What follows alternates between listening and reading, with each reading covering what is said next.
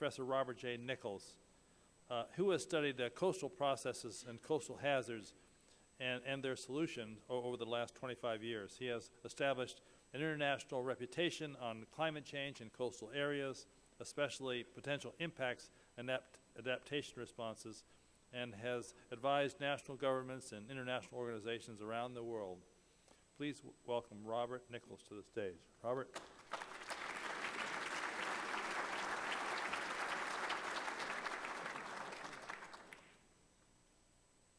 Well, good afternoon. It's a great honor to be here and presenting to you.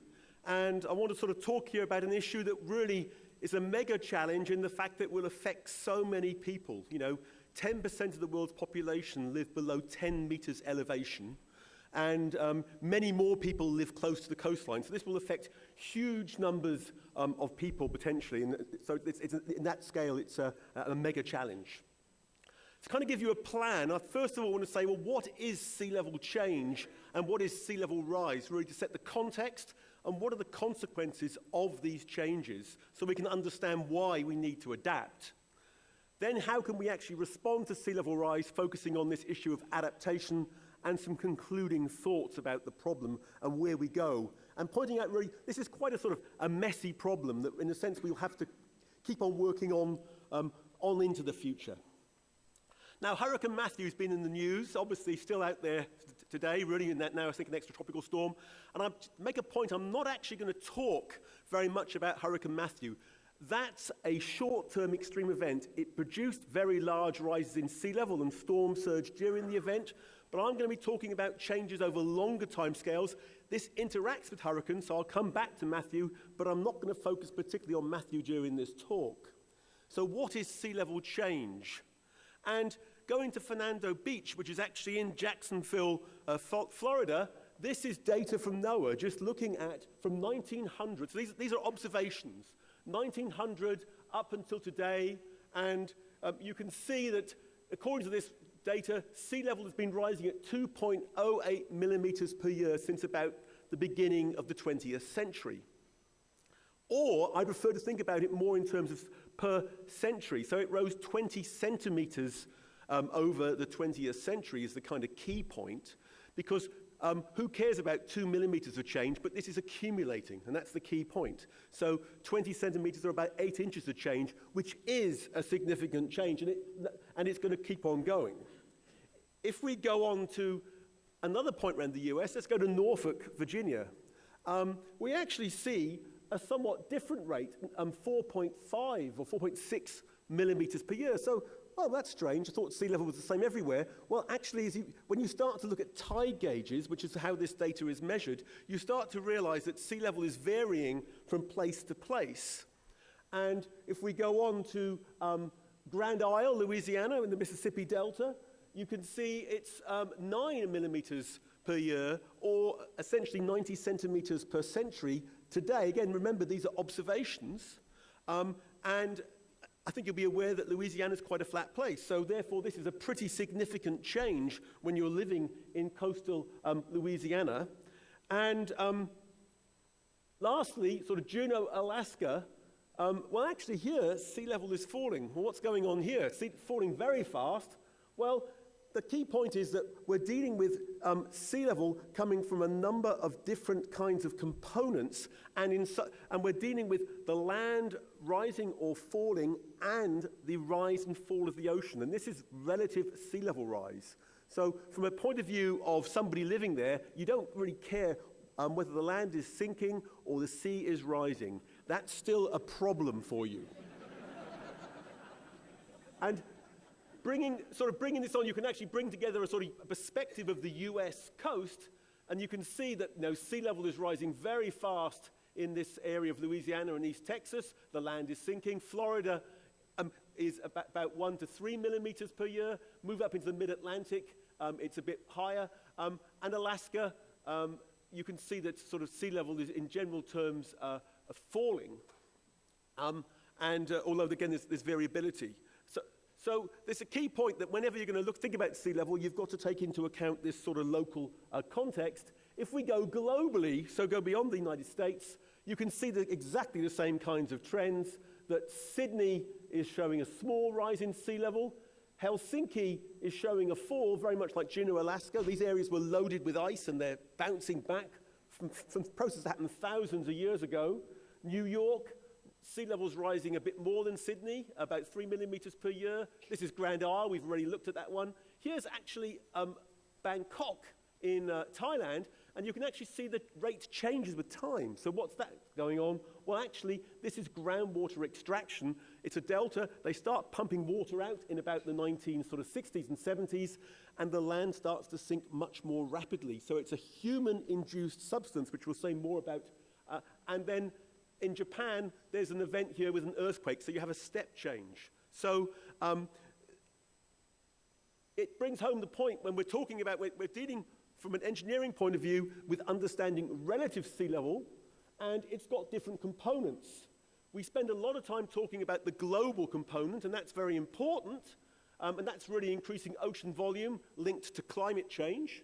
So that's a very important component. We expect that component to increase more rapidly in the future, but we've also got regional components, which we need to take into account, things like El Nino, some of these broad geological trends, and we have local components, and it's often due, in many places, to these human-induced effects. It doesn't happen everywhere, but in those places that it happens, it can be very, very significant, much more important actually than global trends. So that's just setting the scene. We have to think about these different components, and then this is straight out of the Intergovernmental Panel on Climate Change report published in 2013 that's talking about this global component of sea level. And it's going back to 1700, and it's going forward to 2100. So it's combining observations and also projections, and it's got different kinds of data here. These sort of purple data is due to kind of marsh cores. It's a geological interpretation of what sea level was doing, and it suggests sea level was fairly flat. And actually, we think global sea level was fairly flat for the last few thousand years. Then we move on into the 19th and the 20th century, and we start to see a rise in sea level. We also see different colors. That's different data. So now we have tide gauges. So we actually have measurements at some of the world's ports. We get more and more as time goes on, and we can interpret that, and we find the evidence that sea level was rising. The interpretation is about 17 centimeters of global rise in sea level over the 20th century. Then we move to the blue, and now we have a new measurement platform, satellites. So we're looking down from space at the whole ocean surface rather than particular points with tide gauges. Tide gauge records tend to be often a bit biased, so it's a better measure. And we find actually it's more like 3.2 millimeters per year from that. So it seems like sea levels now are rising faster since 1993 than they were through the 20th century. And then we move on to predictions, and then we actually get into questions like, this is due to global warming, so it depends on how much greenhouse gas emissions there are. And so the blue is a world where we stabilize emissions. You've heard of this Paris Agreement. Well, this isn't achieving Paris. This is more warming than Paris. And then the reddish color is much more emissions than that. And there's a central tendency, and there's lots of uncertainty as we move forward. So again, notice that widening band of uncertainty as we move forward in time. Even if we stabilize climate, sea level is continuing to rise by 30 or 40 centimeters. And as that is a large change. It may not sound very much, but that's still enough to cause significant problems. What's causing this? Well, it's rising temperatures. It leads to thermal expansion of seawater. The same mass occupies a larger volume as it warms. And then probably what most people think of, the melting of land-based ice. The world warms, so the small glaciers are going in places like the Rocky Mountains, Alaska, and elsewhere. But then we have these big ice sheets, Greenland, and particularly Antarctica, but particularly West Antarctica, which is this area here I'm circling, where there's significant amounts of ice, and if any of that melts, that could have a significant effect on global sea levels. And I'm not endorsing this paper, but it's the kind of, glaciologists and climatologists look at these problems, and when they find evidence that something's happening faster, they write papers in journals like Nature and Science, or Nature Geoscience, and it brings home, I'm not saying this paper's correct, but it brings home the point that there is a tale of uncertainty above this range here doesn't really capture the full uncertainty, and I don't know exactly where that tail is, but I spend an awful lot of my time, I go to talk to people about impacts and adaptation to sea level rise, and I spend an awful lot of time talking about this blue dashed line with the question marks, because that's what they're asking. How much might sea level rise? What's the high-end sort of risk that we face? And we don't really understand that as well as we'd like, but it's there, and I think we just have to kind of accept that, and I'll touch on that again as we go through the talk. Now, this point about places that sink, and this is an important one, particularly cities that are built in deltas, that's where you often find that people both drain the soil, so you find that you get oxidation of organic material, and they also pump out groundwater. And this is showing you there's about 136 cities around the world with more than 1 million people on the coast, or there were in 2005, and then these are the ones that are in deltas. So you've got New Orleans, Houston is subsiding as well, and also Vancouver, actually built partially on the Fraser River Delta in Canada. And these cities all seem to be sinking to some degree, and then huge concentration in Asia. So this is very much of an Asian phenomenon, this issue of subsidence. And look at these numbers. Again, these are not projections. These are what we've observed. This is the maximum observed subsidence during the 20th century. Tokyo subsided 4 meters in the 20th century, maximum, actually 4.4 meters. They then have changed how they extract groundwater, so now it's not subsiding. But once you've subsided, you can't really get it back. So 2 million people in Tokyo live beneath high tide elevations because the land has sunk. Tokyo is a huge city. It's not the whole city that's sinking. It's the area around the docks. But that area now really depends on flood defense infrastructure like you'd find in the Netherlands. And many other places in Asia either have sunk or, as in Jakarta, are actively sinking today. So this is a problem for the 21st century as well. What does sea level rise do? I mean, so we... well, you only have to look. These are 2 places in the UK, but we do find that our infrastructure is often very intimately linked with current sea levels. So clearly, these places are very threatened, both by an extreme event, but if sea level rise is going to make those extreme events more likely. And then also, I just picked out this example of Chincoteague, not so far from here.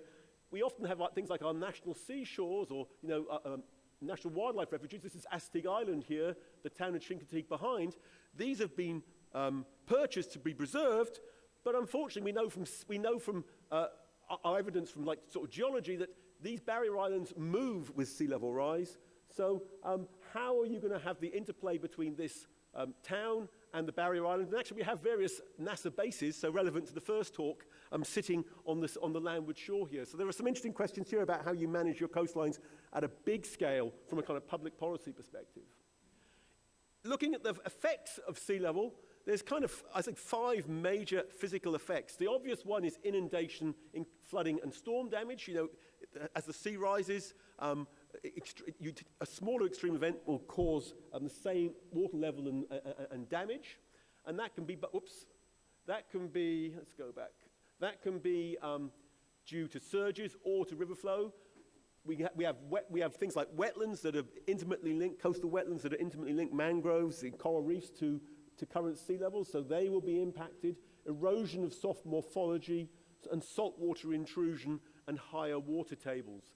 And again, the complexity of the issue, there's other kinds of climate change going on, potentially, and there's lots of other non-climate things going on. The world's coast, the population has grown dramatically, our increase in infrastructure, etc., changes to catchments. So these things will interact. So how these will be manifest in any particular place will need to be considered taking account of all the relevant factors that are shaping that place.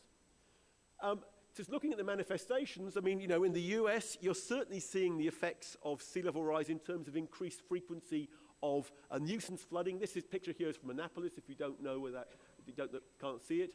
And this is work done by NOAA for the US. And this is Atlantic City trends. And you can see here the days with nuisance flooding from 1920 up until the present time, and how since about the 60s, the numbers have really increased dramatically. So, I mean, it's really, and this is a phenomenon that's seen widely up the US East and Gulf coasts. Of course, in a way, there's been no adaptation here, and just wanted to make a point that we have similar issues in the UK. I work in Southampton, here we are, and there's Portsmouth, and both these places have good tide gauge records, like we've seen for places in the US, so we can do similar kinds of analyses there. We're sort of situated here on the south coast of England, and we can look at the number of events that are causing floods. So this is the number of events per year, and we can look at the number of actual floods. And what you can see is that with time, the number of events are going up, and in Portsmouth, the number of floods are not really increasing, and in Southampton, possibly they're even tending to decrease. This is looking across the region, not just at the city of Portsmouth. And what's happened? Well, why is this? Well, we're adapting. So there's a big process within the UK, which is an ongoing. These are not just ad hoc things. A big structured process to look at and to invest in flood defence. And here you can see various mobile gates that have been built in a low-lying part of Portsmouth, and here they are in operation. So again, small scale, talking about £1 or £2 million kind of project. They have to depend on warnings to be operated, but they're really reducing the frequency of flooding in areas that flooded very, very frequently, and maybe show that the nuisance flooding in the US, one would have thought, might well trigger adaptation like we're seeing here. Moving on from nuisance flooding, there are also the big floods. Now, these are extreme events, but making the point that as sea level rises, you need a smaller extreme event to have the same effects. You know, these events are all ones that, you know, if you went to these places, the people would remember it. Hamburg, 62, Netherlands, 53, the same. It killed 300 people in 62. Netherlands, 1,800 people were killed.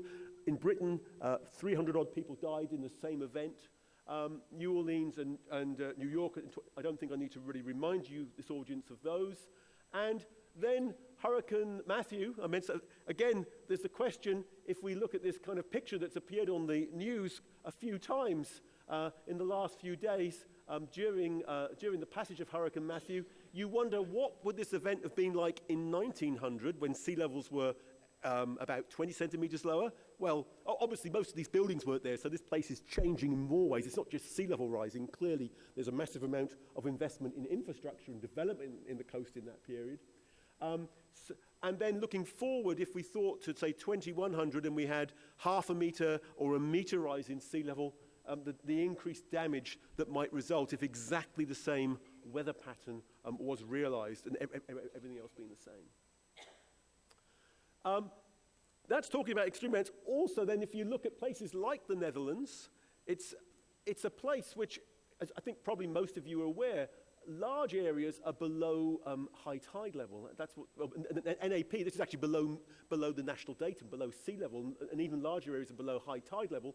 And why and then we go on, and we find it depends on a very large system of ring dikes to keep all these areas dry.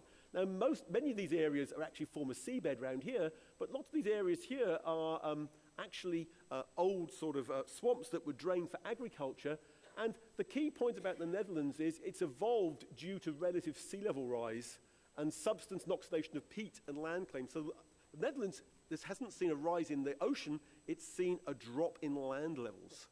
And essentially, you can see here how adaptation has allowed people to remain in this environment. You know, water management is just fundamental to this area. And in the Netherlands, they spend a huge amount of effort trying to make sure that this subsidence is minimized. So they really spend a lot of effort in water management to make sure the subsidence, they can't stop it, but they try and keep it as small as possible. If we go to New Orleans, it's still subsiding like crazy. These colors here, basically every color here is showing an area that's sinking. The more orange it is and red, the faster it's going down. But even the blues are slow subsidence. And that's what's produced the very low elevations in New Orleans, these brown areas here, which are below sea level. And that doesn't mean that the city gets flooded, but of course it means that if there is an event, it's deeper, it causes more damage, there's more threat to life, etc. So again, it's trying to minimize this subsidence is really quite an important thing to do. Thinking about the socio-economic effects, these are the physical effects of sea level rise. Well, we were asked, I was involved in the Intergovernmental Panel on Climate Change in 2007, we were asked to try and find the positives of sea level rise, and we really couldn't find any. It's a pretty negative thing, full stop. You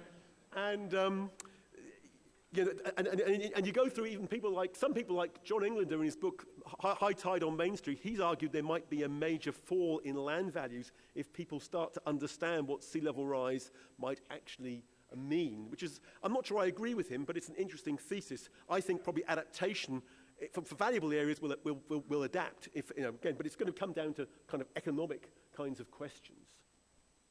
So how can we respond to sea level rise? That's really what, well, there's certainly two different things we can do. We can think about mitigation, source control, so greenhouse gas emission reduction, that's what all the climate change talks are about.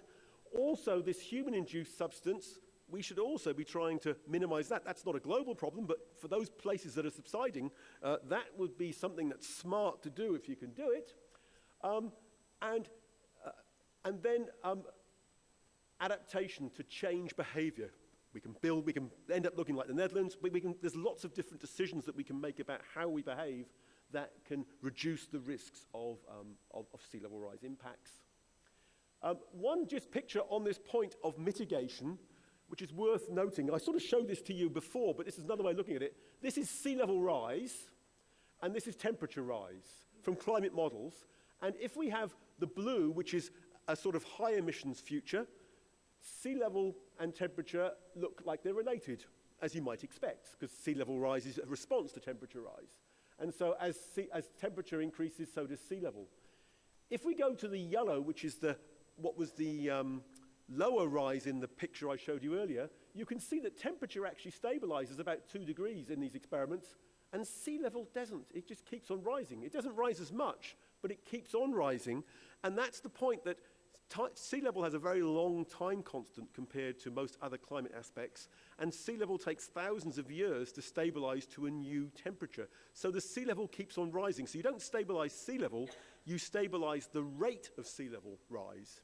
So it doesn't accelerate. So that means you're going to keep on having to adapt. Maybe it makes it easier to adapt, so I'm not saying you shouldn't reduce greenhouse gas emissions, but I'm making the point that it makes the problem smaller and more manageable, but it doesn't mean the problem has gone away, which with temperature rise, maybe it has. So sea levels will continue to rise even if temperature stabilizes, the kind of key message. So adaptation, what do we mean by adaptation? Well, there's kind of these general definitions about adjustments to climate variables, to moderate harm and exploit beneficial opportunities. And we can take that really here. I'm talking about the same issues, adjustment of natural human systems to actual expected climate, relative sea level rise. So that's not just, that should actually be that. I meant to delete that, so I apologize. That's my mistake there. Relative sea level rise, including the geological components of sea level rise or their effects. So it's risk management of relative sea level rise is the issue that we're talking about here. And where do we need to adapt? Well, I showed you the cities that are subsiding. Well, here's all the cities with more than 1 million people in 2005, the same year as Hurricane Katrina. So they're found all around the Earth's surface, except in the high latitudes where essentially there's a rather low population, self-evidently. Or deltas, another hotspot for adaptation. The Mississippi Delta has been mentioned several times already. Well, there's many other places, and these deltas are also having some of the similar issues. The Nile, the Ganges, Brahmaputra, and the Mekong are the top three in this particular index. Or small islands, the Maldives, the lowest country on Earth. I think you probably all can picture what you think a holiday in the Maldives would be like, a sort of coral atoll. Well, this is the capital of the Maldives, which is a bit different to that image. With 100,000 people living on 2 square kilometers at 1 meter above current high tide. So again, so quite vulnerable areas. So these are all the kinds of places that really have particular threats with sea level rise. What can we do about this? Well, from the IPCC, these ideas have been around for a long time, and they've stood the test of time. We can think about a planned retreat. We can sort of move back from the coast. we can accommodate, we can maybe like raise our homes above the flood levels, or we can protect, we can build barriers that keep the sea out. And over here we have a sort of retreat. This is actually for habitat restoration in the UK on the east coast, because habitats have been destroyed by port creation. That's why this was done. This is a cyclone shelter in Bangladesh, which again is not really sea level rise, it's more to do with extreme events, but it's greatly reduced death tolls. And these are the two of the storm surge barriers in northwest Europe. There's a lot of different things. I showed this. This is the same natural system effects. There's a lot of different adaptation responses. There's a lot more than I can put on one slide. And I don't propose to go through these, but there's these options to protect, accommodate, retreat. We can actually find examples for all these different hazards. And therefore, we have quite a large menu of options that are available to us. These storm surge barriers, I've already showed those a moment ago. This is the Thames barrier in London, which was built in response to the '53 storm surge. So was the Western Scheldt barrier in the Netherlands. Accommodation, I think you're probably quite familiar with that in the US. In that, FEMA, the National Flood Insurance Program, demands that homes are elevated above the 100-year flood level, with no allowance for sea level. This is, again, managing the current flood elevations. If you go to, this is actually where I live. I live about half a mile from this location. I live on the hill, not in the floodplain, but this is in the floodplain. And these homes were all built at grade, and there was a major redevelopment. And again, we have codes which mean they now have to be, if they're rebuilt, they have to be raised. And there is actually an allowance for sea level rise in those codes. So these homes are safe for sort of a 50-year time span, if the sea level allowance is appropriate. So again, it's always a matter of the devil's in the detail of what number you actually assume for that sea level allowance. So those are some of the kinds of measures you can implement. I think it's always important to remember that adaptation is a process. And there's no real magic silver bullet here that you can solve this problem and walk away. The timescales of sea level rise seem to be very long. We expect it to rise through the 21st century and probably on into the 22nd century and beyond, sort of beyond any kind of time frame we really think about. So we can expect that our children and grandchildren will have to do more than we've done. Oops, so I've done that again, my apologies. So I think you can think about, there's various things feeding in here, but this cycle here of information and awareness to make us realize there's something we need to do, the issue of planning and design of whatever we might decide, implementation of that, and then importantly, and this often seems to get forgotten, it's maybe less so nowadays, but it still seems to often fall by the wayside, monitoring and evaluation. We have some vision of what we're going to achieve, and are we actually achieving it? We need to find some criteria to actually assess that and learn. And there's lots of feedbacks here, and hopefully if we adapt well, we're sitting here in monitoring and evaluation most of the time, but again, we're going to have to go back. Sea levels will rise more. Maybe what people want from the world will change, and so we'll have to change for other reasons than sea level rise. So we'll have to go back and change things. So it's a process, and I think that raises also the point that just thinking about those sort of three measures, retreat, accommodate, protect, probably misses the notion of layers of adaptation. That really we can think about lots of different things we can do at the same time that are reinforcing and complementary and get us to a better place. So education, having an informed public is pretty important. Then informatics, flood warning and evacuation. Obviously we saw that in the hurricane. That was really important in getting people out of harm's way. And we have much better ability to forecast storms and their consequences, so our warnings now are much better and tuned. Another aspect of informatics, I think modeling and exploring virtual disasters. Again, it can be linked to this, but linked to the first one, but we can actually just have lots of disasters happening now in a virtual world and really explore all kinds of scenarios we haven't even seen yet, and really understand what we might do about them. And I think that's something that we're doing a lot of work at in Southampton. And then obviously insurance for worst case losses, etc. You can list other things, but so just this notion of layers of adaptation. And people often talk about resilient coasts. And I think really when we start thinking about bringing together all these different options, working together, that's really what a resilient coast or a resilient sort of coastal city might be. What are the limits to adaptation? And again, particularly protection in coastal cities. Because I was asked by the Foreign and Commonwealth Office of the UK, how much sea level rise would it cause for coastal cities to be abandoned? And they really were expecting a number like 80 centimeters. And that misses the whole point about we can adapt. And so, we had an interesting discussion with them about this, and we started thinking, well, what are the kinds of limits? Physical engineering limits? Well, I don't really think there are any physical or technical limits at the present time to adaptation, as long as you have enough resources. The limits there are pretty important limits, but they lie elsewhere. But I think if you really wanted a wall 40 meters high, we could build it. The question is, do you want that wall? And probably you don't, but it could be provided if you really did. Economic and financial limits, can you afford it? That's really going to be one of the kind of key issues, what can be afforded. And I think the socio-political limits, attitudes to things like risk, confidence, etc. What works in Europe may not work in the US, etc. We probably understand that locally, but we don't understand that in a generic sense. And then there's lots of issues of adaptation, but I thought this idea of I conclude with proactive versus reactive adaptation. We're very good at responding to what we observe. What about these virtual disasters that we can simulate and be sort of more proactive and learn from those? And examples of that, really, I think there's two good ones, which I think since Sandy, there's been quite a lot of work in New York as well, but the Delta Commission in the Netherlands, looking at the future of that country, and the Thames Estuary 2100 project, which is looking at the future of flooding in London. And these studies, they all took a very long-term view. They actually were thinking 100, sometimes even longer into the future implicitly. They actually considered really big changes. They asked, what if it was, say, 2 meters of sea level rise happened? Just to understand what it might mean. They argued for intelligent defense, including in some cases almost, it wasn't about just pulling back and retreat, it was often about intelligent attack, and recognizing that adaptation is never completed, it's a process.